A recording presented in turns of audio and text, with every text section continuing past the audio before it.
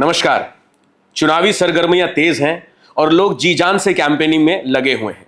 आज हम आए हैं चंद्रपुर लोकसभा कॉन्स्टिट्यूंसी में, जहां हम बात करने वाले हैं, मुलाकात करने वाले हैं सुधीर जी मुंगंटीवार से, जो भाजपा के प्रत्याशी हैं। आज हम उनसे बहुत सारी बातें करेंगे, विकास के बारे में, महिलाओं के बारे में, बयानबाजी के बारे में, चंद्रपुर के प्रॉब्लम्स के बारे में और उनकी प्रतिद्वंदी जो कांग्रेस की प्रत्याशी हैं प्रतिभाताई धानोरकर के बारे में। तो आइए हम मुलाकात करते हैं सुधीर जी मुंगंटीवार से, जो महाराष्ट्र राज्य में भाजपा के कद्दावर नेता हैं और जिन्होंने भारत का सीना गर्व से चौड़ा कर दिया था छत्रपति शिवाजी महाराज का वाघनख लाके। आपका बहुत बहुत स्वागत है।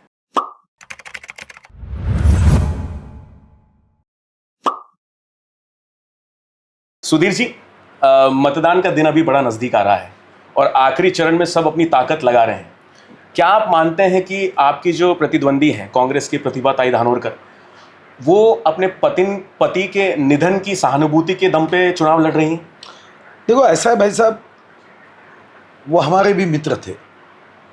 उनका निधन हुआ तो सभी को दुख है, उसकी सहानुभूति है।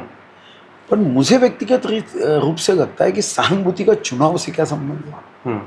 चुनाव का संबंध ये यहाँ के जनता के प्रगति के बारे में सोच से है, विकास से है, इस क्षेत्र की उन्नति से है।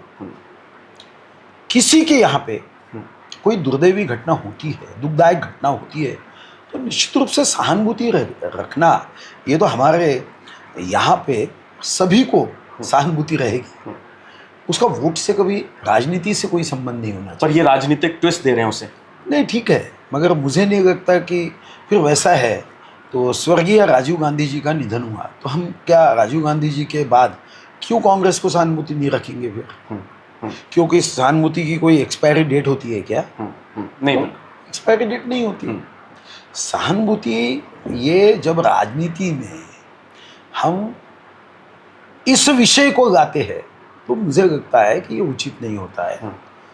दुख है, उसका खुर्ची के साथ संबंध जोड़ना क्या मायने रखता है? दुख है, उसका खुर्ची के साथ संबंध जोड़ने से मुझे ये रिश्ता ही नहीं समझ ये कैसे अनोखे रिश्ते हैं कि सहानुभूति, दुख ये खुर्ची मिलने के बाद कम होता है। ये कौन से शास्त्र में लिखा है? तो मुझे लगता है कि खुर्ची का और दुख का, खुर्ची का सहानुभूति का कोई संबंध नहीं। सहानुभूति ये हमारे व्यक्तिगत जीवन में सब लोगों की होती है।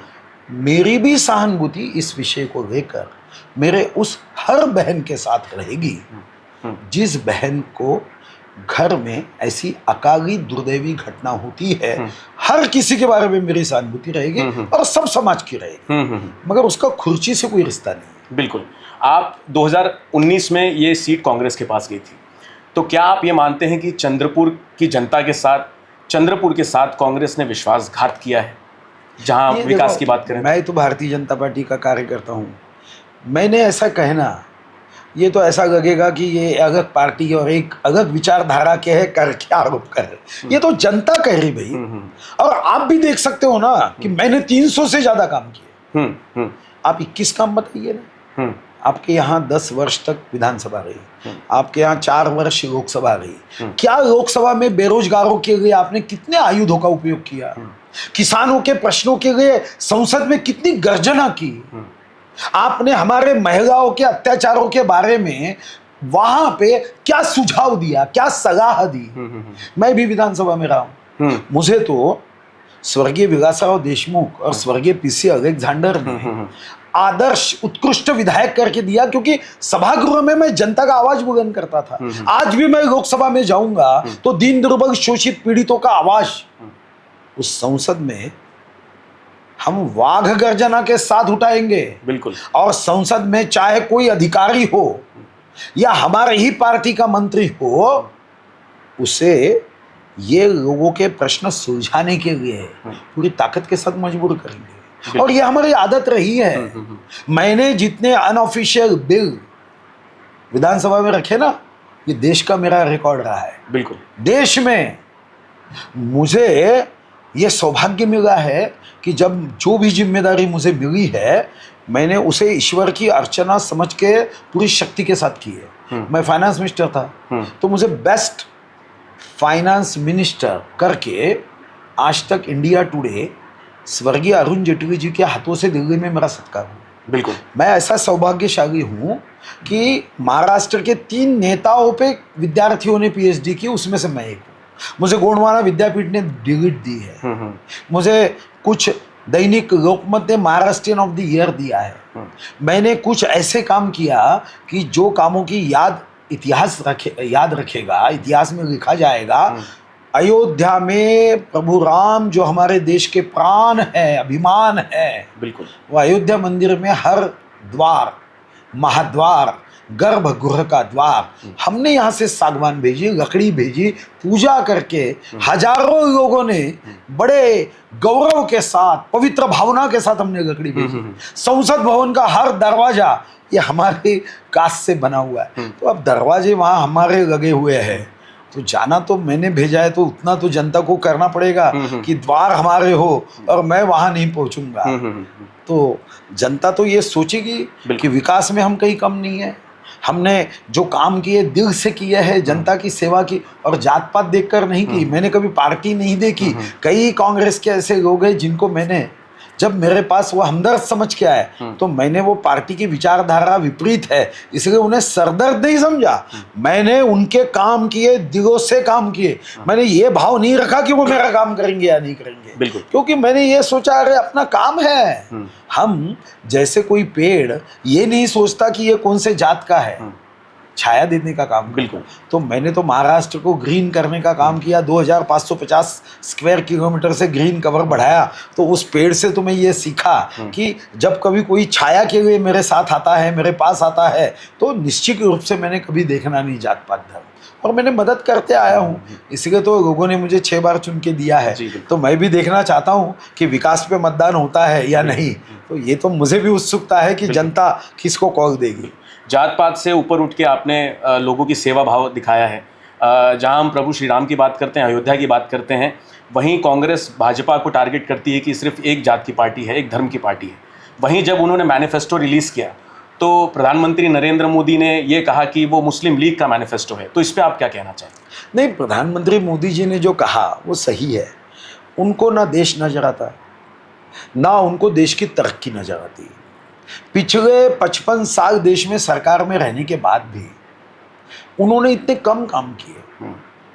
हमारे पास हमारी विकास की गाड़ी हम 200 किलोमीटर के गति से चला सकते थे, मगर इन्होंने 10-20 किलोमीटर में ही समाधान माना। देखो, आज वो महंगाई की बात करते हैं। उस जमाने में अमेरिका में जो निकृष्ट प्राणी को खिलाया जाने वाला मृग उन्होंने हमारे देश की जनता को खिलाया। उस समय मनोज कुमार ने फिल्म निकाली, रोटी कपड़ा और मकान, और हाय महंगाई महंगाई तू कहाँ से आई, महंगाई मार गई। ये गाने हमने सुने हैं ना। बिल्कुल, बिल्कुल। मुट्ठी भर पैसों में थैली भर आता था, थैली भर पैसों में अब मुट्ठी भर आता है। तो महंगाई कौन से जमाने में थी? बिल्कुल। कांग्रेस के जमाने में मैं आंकड़े देख रहा था, कई बेरोजगार भाइयों ने आत्महत्या की। क्यों की? आपने राहुल गांधी जी के रोजगार की चिंता हमेशा की, और ये सब पार्टियां पारिवारिक पार्टियां।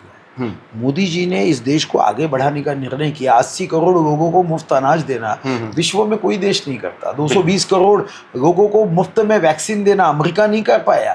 यहाँ पे शौचालय देना, जनधन अकाउंट खोलना, किसानों के खातों में डायरेक्ट प्रत्यक्ष 6,000 केंद्र के, राज्य के 6,000 रुपये, प्रत्यक्ष 12,000 रुपये जाना, नारी सम्मान के लिए बचत गटों को आगे बढ़ाना, मुद्रा योजना, स्टैंड अप योजना, स्टार्टअप योजना, पेंशन योजना, कई योजनाएं। एक एम्स हॉस्पिटल था हमारे देश में, आज 22 एम्स हॉस्पिटल हुए।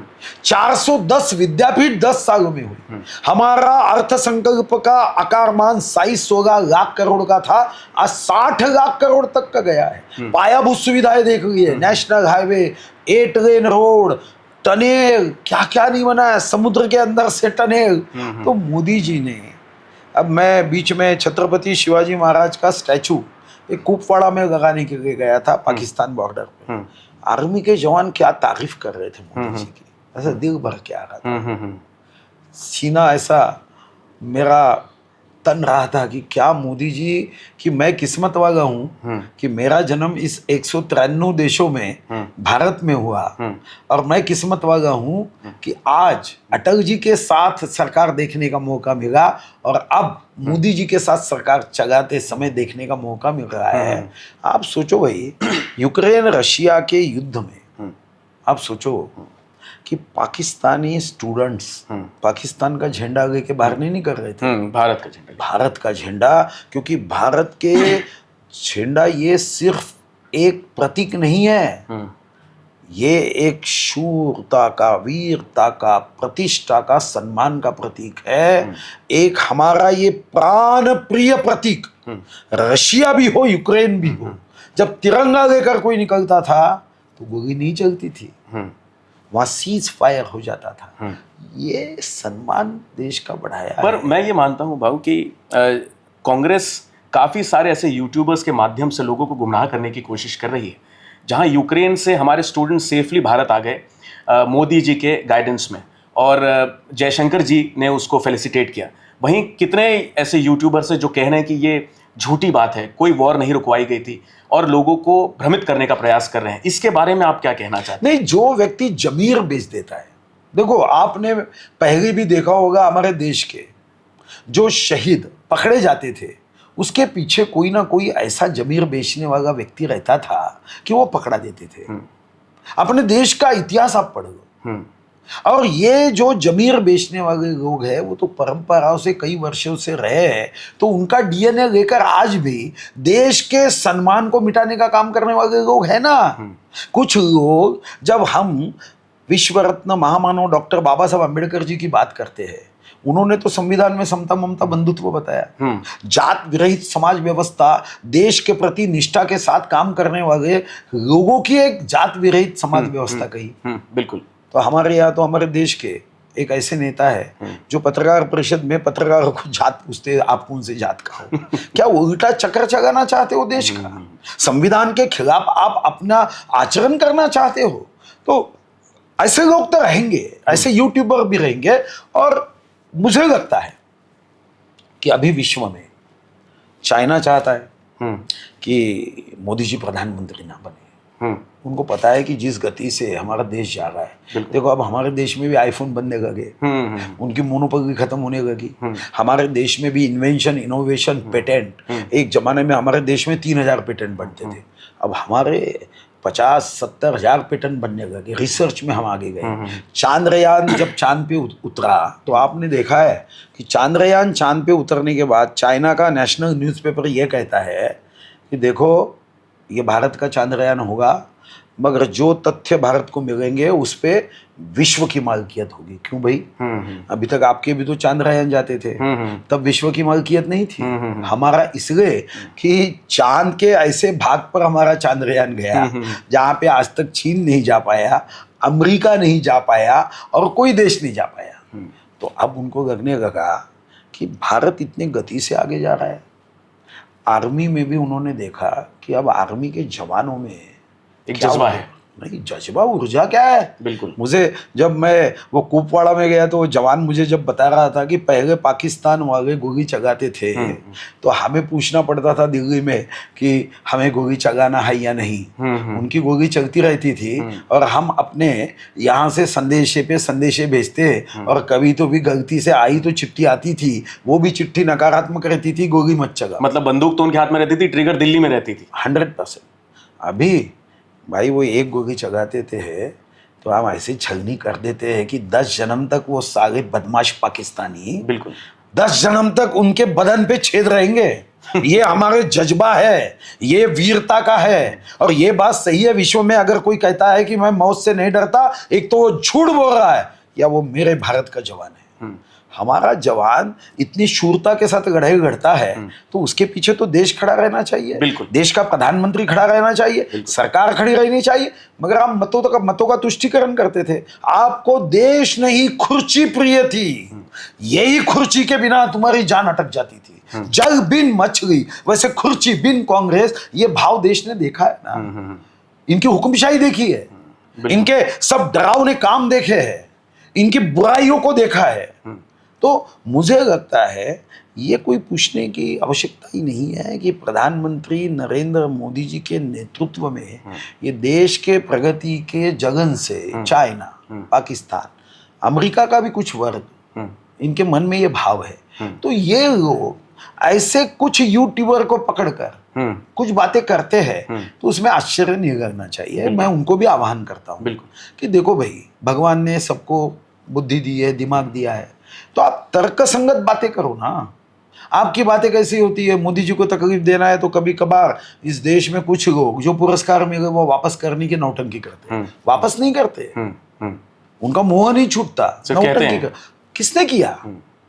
सिर्फ कहा हम वापस करेंगे, कर दो ना भाई कर दो ना। बिल्कुल। वैसे भी तुमको पुरस्कार मिले हैं और आप उस पुरस्कार का अपमान करना चाहते हो तो वापस कर दो। बिल्कुल। ये एक षड्यंत्र के तहत में हमारे देश में कुछ नैरेटिव सेट किया जाता है और कुछ लोग इसमें शामिल होकर मोदी जी के इस बुलेट ट्रेन से भी ज्यादा गति के विकास को रोकने की एक असफल कोशिश करते हैं। आप प्रोपेगेंडा की बात कर रहे हैं और बड़े बड़े क्लेम्स की बात कांग्रेस जो करती है, डर बनाने का माहौल जो वो करती है, उसके बारे में बात करूंगा। 400 सीट, अब की बार 400 पार का जो नारा दिया है मोदी जी ने, उसको लेके कांग्रेस ने एक डर का माहौल ये बनाया है कि अगर इन्हें 400 सीट मिल जाती है तो ये देश का संविधान बदल देंगे और इलेक्शन प्रक्रिया को भी खत्म कर देंगे। इस पे आपका क्या कहना है? Doctorate of science, doctorate of literature, doctorate of philosophy, doctorate of law, आप तो एक तो उनको संविधान बनाने के लिए उनको आने नहीं दे रहे थे। तब जाके वो मंडल जी ने पश्चिम बंगाल से सजेशन करके बाबा साहब को संविधान सभा में भेजा। उनका जो विद्वत्ता का तेज था, उनका जो अनुभव था, ज्ञान था, संविधान बनाते समय आप डिबेट पढ़ लीजिए, कांग्रेस वाले विरोध करते थे, हर सेक्शन को विरोध करते थे। कांग्रेस वालों ने कभी संविधान बनाते समय, अब पढ़ गया एक बार, बहुत अच्छा है। मैं तो चाहता हूं कि अगर मुझे कभी अपॉर्चुनिटी मिली तो संविधान के डिबेट को मैं ऑडियो बुक में बना के, क्योंकि आजकल पढ़ना कम हो गया है, तो कभी शांति से आग बंद करके सुनना चाहिए। क्या कहते थे वहां के कांग्रेस के नेता, कितना विरोध करते थे। और हमारे विश्व रत्न, भारत रत्न डॉक्टर बाबा साहब अम्बेडकर जी ने हर सेक्शन बनाते समय बहुत तर्कसंगत बातों से किया। इस संविधान को कोई माई का गाल इस चौखट को नहीं बदल सकता, क्योंकि उनको शंका थी ये कांग्रेसियों पे कि मैं तो संविधान दे दूंगा, ये कांग्रेसी बड़े चतुर है, चालाक है और ये संविधान बदल सकते हैं, चौखट को मरोड़ सकते हैं, क्योंकि इनके मन में जो बीज है वो स्वार्थ का है, ये सेल्फिश लोग है, ये कभी सोशल नहीं हो सकते। क्योंकि शहीद आजम भगत सिंह के फांसी के समय सबने अनुभव किया, इन्होंने क्या पत्र लिखा अंग्रेजों को। अरे शहीद आजम भगत सिंह जब जान हथेली पे लेकर खेल रहा है, आपने कभी समर्थन नहीं दिया, आपने कभी अंग्रेजों से ये बात नहीं कही, आपने छत्रपति शिवाजी महाराज के बारे में वाट चुकेगा देशभक्त कहा है, तो आपने कभी देशभक्तों की बाजू नहीं ली है, शहीदों की बाजू नहीं ली। आपके जेल, ये 5 स्टार जेल होते थे, सबको पता है। तो कांग्रेस की ये जो है ये नीति रही है झूठ बोलने की। तो संविधान तो कोई बदल नहीं सकता, कोई नहीं बदल सकता, मगर इनको क्या लगता है, जो मैं मेरे सभी जय भीम कहने वाले मेरे सभी भाइयों से मेरा आह्वान है, देखो 1952 में विश्व रत्न बाबा साहेब अम्बेडकर जी को चुनाव में पराभूत किसने किया? कांग्रेस ने किया। संविधान बनाते समय तकलीफ किसने दी? कांग्रेस ने दी। 1954 में जब भंडारा लोकसभा में वो खड़े रहे तो कुछ लोगों ने मांग की कि बाबा साहब के संविधान से इस संसद का जन्म हुआ है, तो बाबा साहब को हम अविरोध चुन के देना चाहिए। क्यों नहीं दिया आपने अविरोध चुन के? आपने तो उनको तकलीफ देने के लिए एक नॉन मैट्रिक व्यक्ति को खड़ा किया और साम दाम दंड भेद लगा के विश्व रत्न बाबा साहब, जिन्होंने संसद भवन का जन्म संविधान से दिया, उनको पराभूत किया। क्योंकि आपके मन में डर था कि अगर हमारे आदरणीय प्राण प्रिय परम पूजनीय बाबा साहब संसद में जाएंगे तो उनके सूर्य के तेज के सामने हमारे ये नकली कांग्रेस वाले, ये फ्यूज बल्ब नजर में आ जाएंगे। और इसलिए भारत रत्न तक नहीं दिया। भारत रत्न की ये इस देश की सर्वोच्च उपाधि, इससे तो बाबा साहब की ऊंचाई बहुत बड़ी थी। बिल्कुल पंडित नेहरू जी ने अपने ही हाथों से अपने आप को भारत रत्न दिया। बिल्कुल। मैं समझ नहीं पा रहा हूं। और इसलिए बाबा साहब ने गुस्से में ये कहा था हारने के बाद कि कांग्रेस ये जलता घर है, संविधान तो कोई माई का गाग बदल नहीं सकता। तो मैं बाबा साहब को मानने वाले सब जाति धर्मों के लोगों को आह्वान करता हूं कि कम से कम आप बाबा साहब को मानते हो ना, तो उनके विचारों को भी मानो। उन्होंने कांग्रेस ये जलता घर है कहा था, जो जाएगा जलकर राख हो जाएगा। तो वोट देते समय कांग्रेस को वोट देना कितनी बड़ी गलती है। बिल्कुल बिल्कुल। आप विकास की बात करते हैं, आप महिलाओं की बात करते हैं, आप जवानों की बात करते हैं, वही कांग्रेस उसे काउंटर करने के लिए कास्ट बेस्ड सेंसस की बात करती है। तो इस पे आपके क्या विचार हैं? देखो, मुझे ये एक बात नहीं समझ में आई, उनकी भी सत्ता थी ना, तब भी मांग हुई, क्यों नहीं किया कास्ट सेंसस? उनको पता है कि हम सोशो इकोनॉमिक कास्ट सेंसस कर सकते हैं। यहाँ पे इतनी जातियाँ है जिसके आधार पे हम ये सेंसस करने में हम निश्चित रूप से हम सफल नहीं हो पाते। और उन्होंने इसलिए 2011 में क्यों नहीं किया? बिल्कुल। अब कांग्रेस की अवस्था कैसी है भाई, पता है क्या? कि एक बार एक घर की गृहिणी अलमारी साफ कर रही थी, उसमें उस बहन को एक मार्कशीट मिल गई, चौथी की थी। उसने उस मार्कशीट को लेकर अपने बेटे के हाथ में दिया। उतने में उस बेटे के पिता, इस गृहिणी के पति आए, बच्चे के हाथ में मार्कशीट देखी, उन्होंने अपने हाथ में ली और मार्कशीट देखने के बाद गुस्सा करने लगे, जोर जोर से चिल्लाने लगे, कुछ तेरे को शर्म है? 6 में से 5 विषय में तू फेल है, कुछ तो लाज लज्जा रख। अरे तेरे खाने पीने में कोई कमी नहीं करता और तूने 5 विषय में तू फेल हुआ। उतने में उस बेटे की माँ, उस व्यक्ति की पत्नी दौड़ के आती, क्यों गुस्सा कर रहे हो? बोले देख 6 में से 5 विषय में फेल है। तो गृहिणी कहती है वो मार्कशीट उसकी नहीं है, ये आपके बचपन की मार्कशीट है।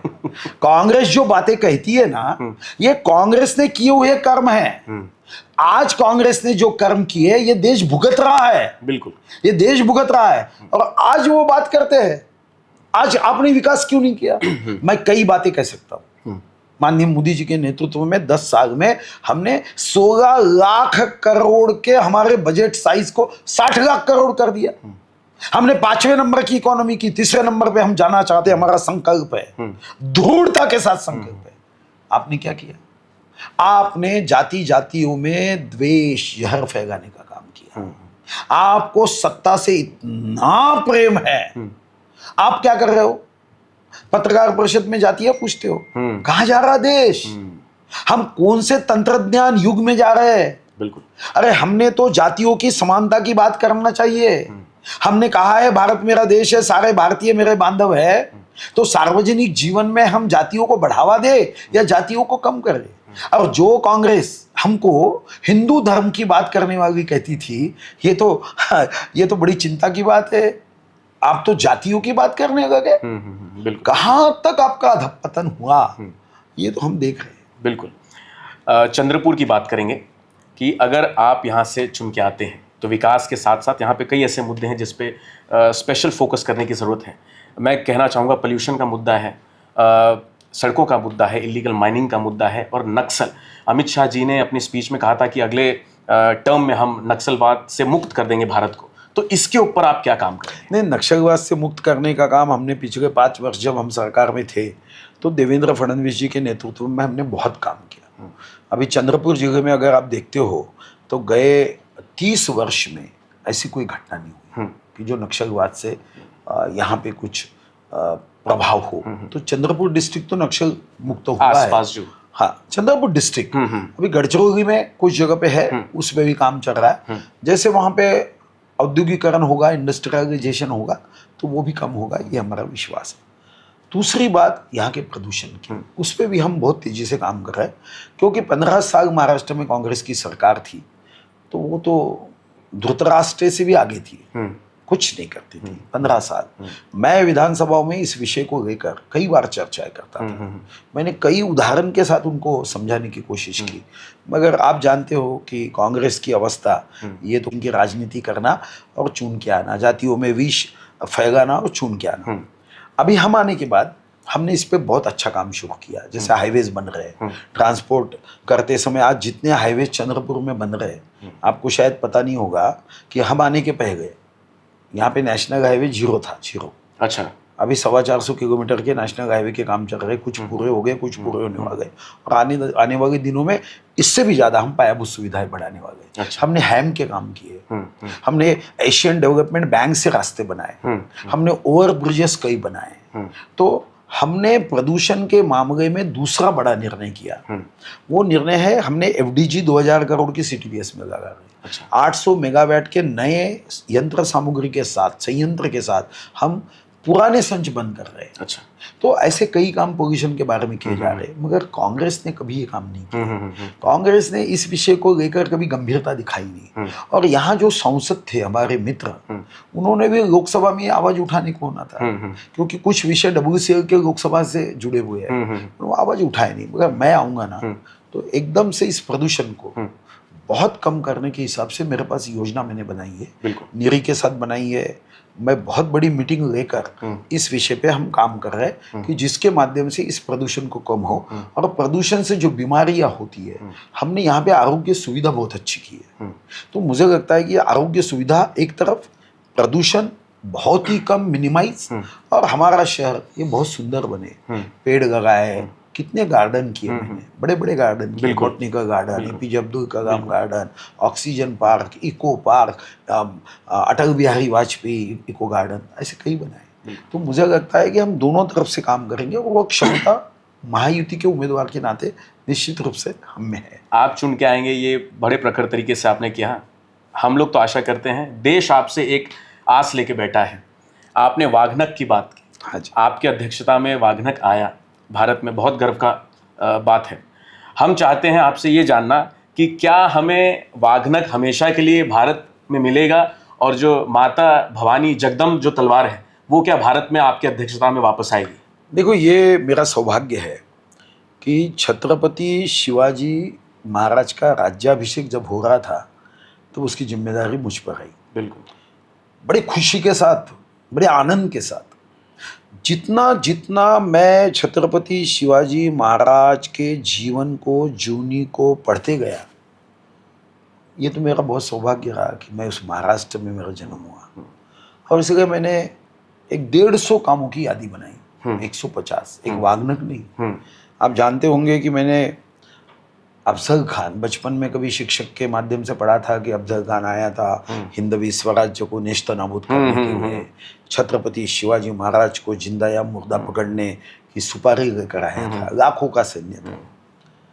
उस अफजल खान के कब्र का अतिक्रमण, उदात्तीकरण हो रहा था।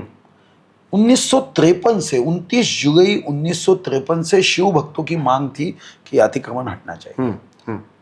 नहीं हटा, नहीं हटा। तुष्टीकरण, वोट की चिंता, माइनॉरिटी अपीजमेंट, मगर मैंने आने के बाद बड़े दृढ़ता के साथ और गुप्तता के साथ 5 नवंबर 2022 को जब मुझे ये जानकारी मिली, 10 नवंबर ये छत्रपति शिवाजी महाराज का वही दिवस था, 2 नवंबर, कि जिस दिन अफजल खान का तारीख के अनुसार पेट फाड़ा था वाघनक से। तो मैंने बोला 10 तारीख को ही फाड़ेंगे। हाँ, और 10 नवंबर को हमने वो अतिक्रमण हटा दिया। एसपी को विश्वास में लिया, सीएम साहब को, डीसीएम साहब को विश्वास में लिया, 2000 पुलिस भेजे, सुप्रीम कोर्ट ये लोग जाएंगे मुझे पता था। मैंने बहुत सुंदर एफिडेविट बनाया कि ये धर्म के आधार पे नहीं है, ये अत्याचार के आधार पे। हम रावण को भी जगाते हैं, तो रावण तो हिंदू था, तो क्या हम धर्म के आधार पे थोड़ी रावण को जगाते हैं? कर्मों के आधार पे, दुष्ट बुद्धि के आधार पे। फिर जब वो हटाने के बाद कुछ शिव भक्तों ने मेरा सत्कार किया, क्योंकि छत्रपति शिवाजी महाराज के राज में जब अच्छा काम किया जाता था तो सोने का कड़ा दिया जाता है। तो मैंने कहा नहीं यार, ये तो बहुत महंगा है। नहीं, ये तो हमारे शिव भक्तों की इच्छा है। आज भी वो कड़ा मैंने मंदिर में रखा है, वो सोने का कड़ा दिया है। बहुत मैंने बहुत उनका धन्यवाद है कि उन्होंने इतना प्यार किया। बिल्कुल बिल्कुल। उसके बाद कुछ शिव भक्तों ने कहा कि भैया देखो ना, वाघ न गा सकते हैं क्या? तो 1971 में बहुत कोशिश की गई थी, पर पता नहीं छत्रपति शिवाजी महाराज जी का आशीर्वाद, वो वागने का गाने का करार हुआ, मई में आ गए वो। अब वो तो पहले 1 वर्ष के लिए देने को तैयार हुए, अभी 3 वर्ष को आएंगे। अच्छा, अब एक बार आने दो, बाद में आपने कहा वो परमानेंट के लिए परमानेंट वो हम चाहते हैं कि तलवार और वाघ दोनों। हाँ जी। श्री शैगम में मैंने छत्रपति शिवाजी महाराज का 3.25 करोड़ खर्च करके मंदिर बनाया, क्योंकि छत्रपति जी ने वहाँ पे तपश्चर्या की थी। मैंने अभी कुपवाड़ा में आम्ही पुणेकर इस संस्था के साथ मिलके हमने वहाँ पे छत्रपति शिवाजी महाराज का एक 12 फीट का स्टैचू खड़ा किया। अच्छा।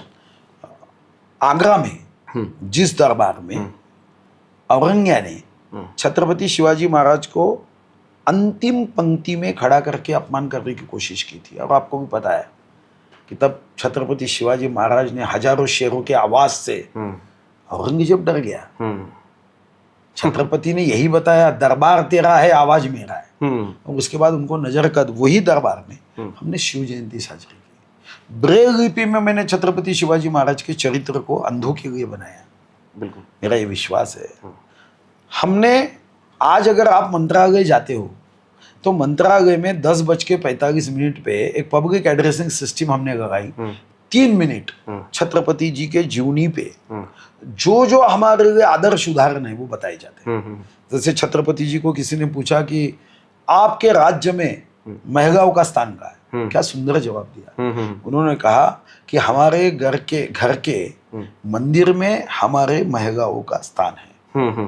देखो, एक एक उनका जो वाक्य है ना, वो 1000 पन्ने का किताब पढ़ने के बाद जो ज्ञान नहीं मिलता, वो छत्रपति के जीवन के इन वाक्यों से मिलता है। बिल्कुल। चाहे पर्यावरण हो, वृक्ष हो, अपने सैनिकों को वो कहते थे कि जब जाते हो युद्ध में तो उनके एक खेती के पत्ते को भी हाथ नहीं लगना चाहिए। देखो, रिश्तेदारी महत्वपूर्ण नहीं है। आज कांग्रेस में रिश्तेदारी हावी है। छत्रपति कहते थे कि गलत करने वाला मेरा रिश्तेदार नहीं है, टकमक कड़े पर लेके जाके उसको मृत्यु के घाट में उतार देते। बिल्कुल बिल्कुल बिल्कुल। तो मुझे लगता है कि ये जो छत्रपति शिवाजी महाराज के वाघनक गाने का मुझे सौभाग्य मिला, ये तो छत्रपति जी के चरणों में मैं अभिवादन करूंगा। शायद ये उनका ही आशीर्वाद है हम सबको कि मुझे, और कभी कभी लगता जो संसद में मैं मुझे ये आग्रह किया गया, तो शायद हो सकता है कि मैं कन्याकुमारी से कश्मीर तक और कामरूप से कच्छ तक, इस देश के हर राज्य तक, हर राज्य के हर जगह तक, हर जगह के हर तहसील तक, हर तहसील के हर गांव तक, हर घर के हर गांव के हर घर तक, हर घर के हर व्यक्ति तक, हर मेरे माँ बहनों तक, गर्भवती महिला तक और उस गर्भ तक छत्रपति शिवाजी महाराज के विचार को अगर मैं एक सांसद के नाते पहुंचा पाऊंगा ना, तो मैं समझता हूँ कि मेरा जीवन सफल हुआ। ये मेरे पूर्व जन्मों का पुण्य होगा कि छत्रपति शिवाजी महाराज ने ये संधि मुझे दी है। हम आशा करते हैं कि आप अपने दूरदृष्टि के दम पर संसद तक पहुँचे, ना कि पोस्टर्स के दम पर जो हम देख रहे हैं चंद्रपुर में आते वक्त हमने जो देखा। बहुत बहुत शुक्रिया आपका कि आप हमारे साथ अपना टाइम दिया और बात की, और बहुत सारे मुद्दों पे हमने बात किया और अपने काफ़ी क्लैरिटी रखी। धन्यवाद। नमस्कार। वंदे मातरम।